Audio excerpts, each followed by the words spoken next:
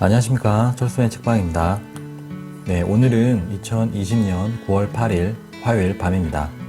이 시간에 여러분들에게 소개해드릴 책은 바로 이 책입니다.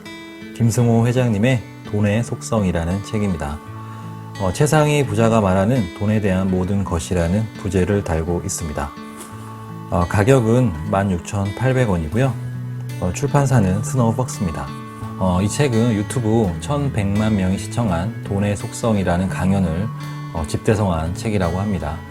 맨손에서 종잣돈을 만들고 돈을 불리는 75가지 방법으로 구성이 되어 있습니다. 이 책은 3년 전 어느 극장 하나를 빌려서 대중에게 강의했던 내용을 기반으로 집필됐다고 설명합니다. 실질적으로 유튜브에서 돈의 속성이나 아니면 김승호 회장님의 이름을 검색을 해보시면 이 강연이 많이 나와 있습니다. 그 돈의 속성이라는 강연을 책으로 좀 다듬어서 냈다고 생각하시면 이해가 빠를 것 같습니다. 그리고 이내 1100만 명에게 전달되기에 이르렀다고 합니다. 하지만 여러 사람을 통해 생산 및 재생산되는 과정에서 어떤 의미는 그 뜻이 정확히 전달되지 않았거나 의미가 왜곡되는 일이 있었다고 합니다. 몇 권을 저술한 저자지만 여전히 책 쓰기가 가장 어렵다는 그는 이런 상황에서 다시 한번 펜을 잡기로 결정했다고 합니다. 그것은 그의 내면에 깃든 사람에 대한 애정 때문이었다고 합니다. 모두에게 정말 필요하고 아무도 말하지 않는 진짜 돈 버는 방법, 진짜 돈을 벌어본 사람은 그 누구도 방법을 공유하지 않기에 이 일이 저자 자신에게 주어진 것이라 받아들였다고 합니다.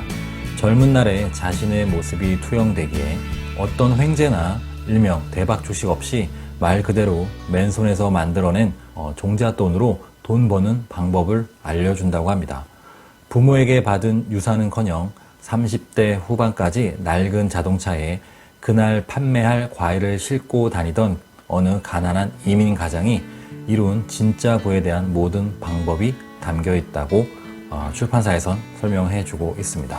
네, 이 책을 구매하시면 이렇게 친필 사인도 첫 표지에 나와 있는 것을 확인하실 수가 있으실 겁니다. 김승호 회장님에 대해서 덧붙여서 설명을 드리면 1987년 대학교를 중퇴하시고 미국으로 건너간 뒤 흑인 동네 식품점을 시작으로 이불가게, 한국식품점, 지역신문사, 컴퓨터 조립회사, 주식 선물 거래소, 유기농 식품점 등을 운영하며 실패를 거듭하다 2005년 식당 체인을 6억 원의 분납 조건으로 인수한 후 2008년 100개 매장을 돌파했고 미 전역에 1000여 개의 매장으로 확장했다고 합니다. 이후 영국이나 캐나다 등의 연관 업체들과의 합병을 통해 전 세계 11개국 총 매장 3,878개, 임직원 9천여 명의 그룹사로 성장했다고 합니다. 저서로는 자기 경영 노트, 김밥하는 CEO, 생각의 비밀, 알면서도 알지 못하는 것들이 있으며 장기 베스트셀러 작가이기도 하다고 책에서 설명해주고 있습니다. 저는 이 책 중에서 김밥하는 CEO와 생각의 비밀 책은 읽어봤습니다. 아주 그 책 역시 정말 재밌게 읽힌 책이었습니다. 네, 이 책의 차례를 보시면 먼저 프롤로그가 나와 있고요. 아까 좀 전에 제가 설명을 해드렸다시피 종잣돈을 만들고 돈을 버는 75가지 방법이 하나하나씩 적혀 있습니다. 한 챕터마다 내용이 그렇게 길지 않아서 아주 쉽게 읽히는 책이고요. 중에서 초반 부분에 나와 있는 또 저에게 좀 많은 깊은 인상을 주었던 부분의 일부를 여러분들한테 소개해드리고 한번 읽어보도록 하겠습니다. 제일 먼저 읽어드릴 부분은 맨 처음에 나오는 첫 번째 돈은 인격체다라는 부분을 한번 읽어보도록 하겠습니다. 돈은 인격체이다. 돈이 사람처럼 사고와 감정과 의지를 지닌 인격체라고 하면 누군가는 받아들이기 힘들어한다. 인격체라 스스로 생각하고 자아를 가진 개별적 실체를 뜻하기 때문이다.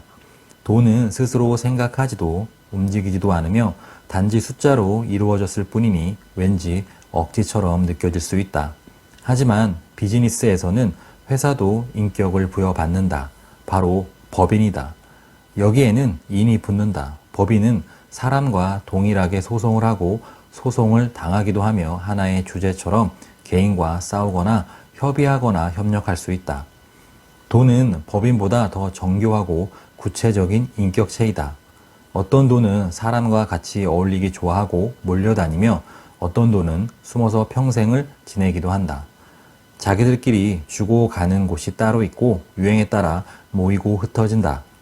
자기를 소중히 여기는 사람에게 붙어 있기를 좋아하고 함부로 대하는 사람에겐 패가 망신의 보복을 퍼붓기도 한다. 작은 돈을 함부로 하는 사람에게 큰 돈이 몰려서 떠나고 자신에게 합당한 대우를 하는 사람 곁에서는 자식을 낳기도 한다. 이처럼 돈은 인격체가 가진 품성을 그대로 갖고 있기에 함부로 대하는 사람에겐 돈이 다가가지 않는다. 이런 돈의 특성 때문에 나는 돈을 인격체라 부른다.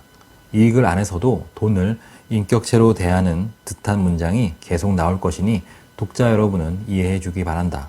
내가 풍족한 부를 이루는 데 성공한 것은 돈을 스스로 감정을 가진 인격체로 대하며 돈과 함께 사는 법을 배웠기 때문이다. 돈을 너무 사랑해서 집안에만 가둬놓으면 기회만 있으면 나가려고 할 것이고 다른 돈에게 주인이 구두쇠니 오지 마라 할 것이다. 자신을 존중해주지 않는 사람을 부자가 되게 하는데 협조도 하지 않는다. 가치 있는 곳과 좋은 일에 쓰인 돈은 그 대우에 감동해 다시 다른 돈을 데리고 주인을 찾을 것이고 술집이나 도박에 자신을 사용하면 비참한 마음에 등을 돌릴 것이다. 돈은 감정을 가진 실체라서 사랑하되 지나치면 안 되고 품을 때 품더라도 가야 할 땐 보내줘야 하며 절대로 무시하거나 함부로 대해서는 안 된다. 오히려 존중하고 감사해야 한다. 이런 마음을 가진 사람에게 돈은 항상 기회를 주고 다가오고 보호하려 한다. 돈은 당신을 언제든 지켜보고 있다. 다행히 돈은 뒤끝이 없어서 과거의 행동에 상관없이 오늘부터 자신을 존중해주면 모든 것을 잊고 당신을 존중해줄 것이다. 돈을 인격체로 받아들이고 깊은 우정을 나눈 친구처럼 대하면 된다. 그렇게 마음 먹은 순간 돈에 대한 태도는 완전히 바뀌기 시작한다.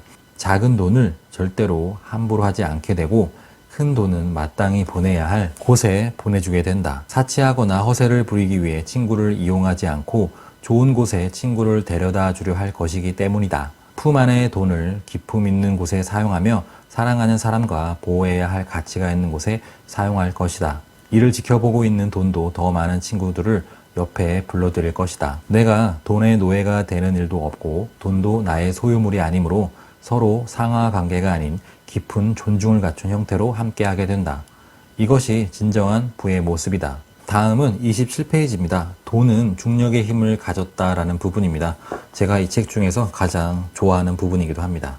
한번 읽어보도록 하겠습니다. 중력은 현대 물리학의 상호작용 힘 중 하나다. 뉴턴에 따르면 중력은 질량을 가진 모든 물체에 작용한다.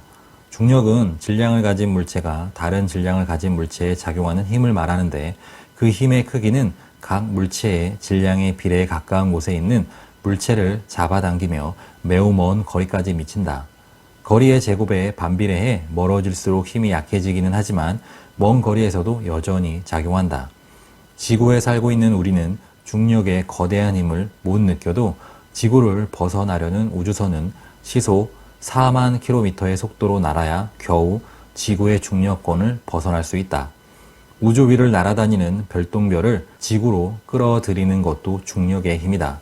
지구는 달보다 무겁기에 더 강한 중력을 가지고 있고 태양은 지구보다 더 크고 무거워서 더 멀리까지 그 중력의 영향력을 행사한다. 눈으로 확인할 수 있는 이 영향력의 경계가 태양계다. 신기한 건 돈도 이 중력과 같은 작용을 한다는 것이다.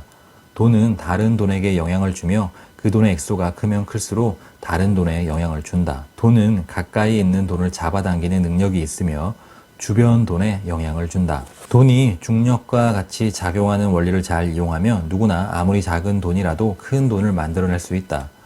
강원도 태백시 창죽동의 검룡소라는 작은 연못에서 시작한 물줄기가 강원도, 충북, 경기, 서울을 거쳐 서해까지 494km에 걸쳐 펼쳐지는 한강이 된다. 길이 6,679km의 하구에 폭만 240km이며 초당 20만 9천 세제곱미터의 물을 바다에 쏟아내는 아마존강 역시 페루 남부 안데스 산맥 네바도 미스미산 안에 있는 개울에서 시작된다.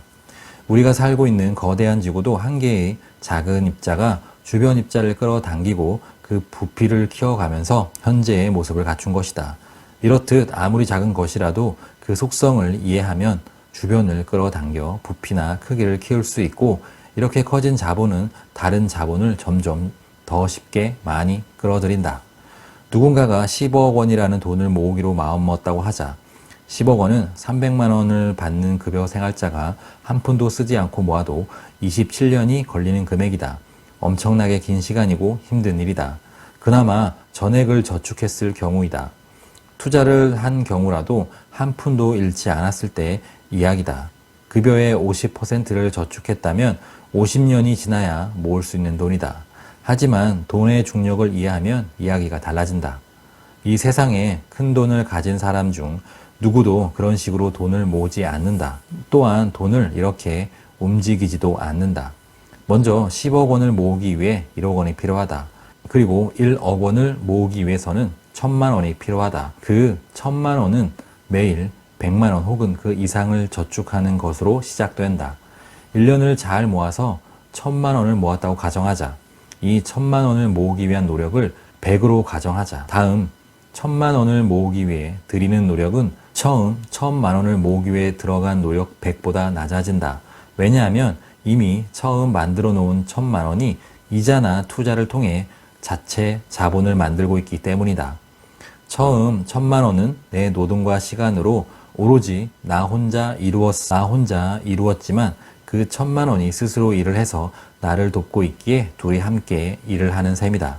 즉 나와 자본이 다른 자본을 만들기 위해 함께 일하고 있는 것이다. 그러므로 두 번째 1000만 원을 모으기 위해 노력 수치는 95 정도라고 할 수 있다.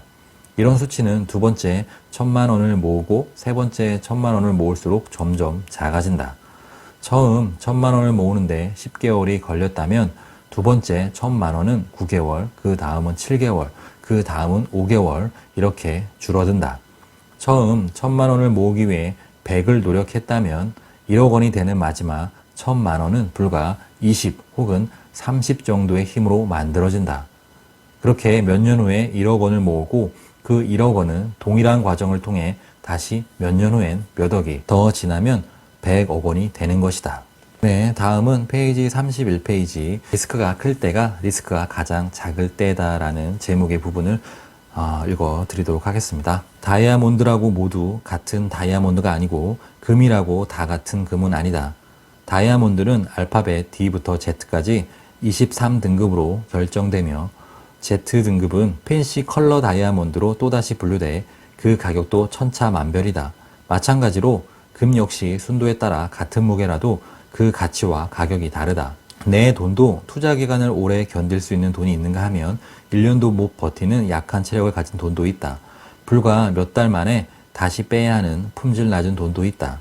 때문에 좋은 방향으로 예측을 잘해도 수익을 내지 못하는 사람이 많다. 투자 시장에서 장기적인 성공을 거두려면 리스크를 이해하고 내 자금 상태를 파악해 이길 수 있는 리스크와 상대해야 한다. 흔히 리스크가 크면 손실이나 이익도 크고 리스크가 작으면 손실이나 이익도 적다고 이해하는데 이건 수학의 가장 기초적인 공식 덧셈이나 곱셈을 이해하는 것과 같다. 수학에도 곱하면 오히려 작아지는 답이 있듯 리스크도 복잡한 여러 경우의 수가 있다. 리스크가 증가하면 이익에 대한 불확실성도 증가하고 손실 가능성도 증가한다는 의미다. 보통 변동성이 큰 시장이 리스크가 크다고 생각하지만 변동성에 따라 기대 수익이 달라지는 경우가 거의 없다. 사실 리스크가 크다고 알려진 것 자체가 리스크를 줄여놓은 상태라는 걸 알아차리는 사람이 별로 없다. 흔히 주식시장에서는 돈을 버는 환환기에는 리스크가 없는 것처럼 보이고 주가 폭락기에는 리스크가 큰 폭으로 증가한 것으로 생각한다. 폭락장에서 얼마나 깊고 멀게 손해가 발생할지 모르니 그 리스크가 너무 커 보여 아무도 주식을 사지 않아 급락한 것이다. 사실은 그 시기가 리스크가 가장 줄어있는 때다. 상승장처럼 아무도 리스크를 겁내지 않을 때가 리스크가 가장 큰 경우도 있다. 오히려 리스크가 사라진 것처럼 보이는 상승장이 가장 리스크가 크다. 거품이 생기는 유일한 지점이기 때문이다. 따라서 리스크를 정확히 꿰뚫어 볼 수 있는 눈을 가져야 한다. 워런 버핏의 유명한 말이 있다. 남들이 욕심을 낼 때 두려워하고 남들이 두려워할 때 욕심을 내야 한다. 워런 버핏은 모두가 두려워하는 지점을 리스크가 줄어든 상태로 본 것이다. 결국 나쁜 상황은 나쁜 상태가 아니다. 오히려 할인된 가격에 자산 구매 기회를 주니 리스크가 줄어든 시점이 된다. 리스크가 무서워 아무도 매입하지 않는 순간이 리스크가 가장 적은 순간이 되는 것이다. 역설적이지만 비행기가 가장 안전한 때는 비행기 사고가 나서 일주일이 지났을 때다. 모든 항공사가 정비 점검을 더욱 철저히 하는 시점이기 때문이다. 네, 이렇게 해서 김승호 회장님의 돈의 속성 책의 앞부분, 초반 부분의 일부 한 3가지 정도를 말씀드렸습니다. 돈의 5가지 속성과 부자로 살고 싶은 사람에게 필요한 4가지 능력이라고 설명하고 있습니다. 부디 이 책 여러분은 경제적 독립과 더 나은 삶에 도움이 되기를 바란다고 이렇게 책에서 얘기를 해주고 계십니다. 제가 읽어드렸던 부분은 초반 부분이고요. 또 뒤로 갈수록 정말 유익하고 인상 깊었던 내용이 너무 많습니다. 이 책을 꼭 구매하셔서 아니면 대여하셔서 읽어보시기를 추천드리고요. 책을 꼭 읽지 않으시더라도 김승호 회장님의 강연 영상을 꼭 찾아보셔서 돈의 속성을 이해하시고 부자가 되셨으면 좋겠습니다. 네, 오늘 철순의 책방 영상은 모두 마치겠고요. 이번 영상도 여러분들 삶에 작게나마 도움이 되셨다면 좋아요와 구독 부탁드리겠습니다. 감사합니다. 철순의 책방이었습니다.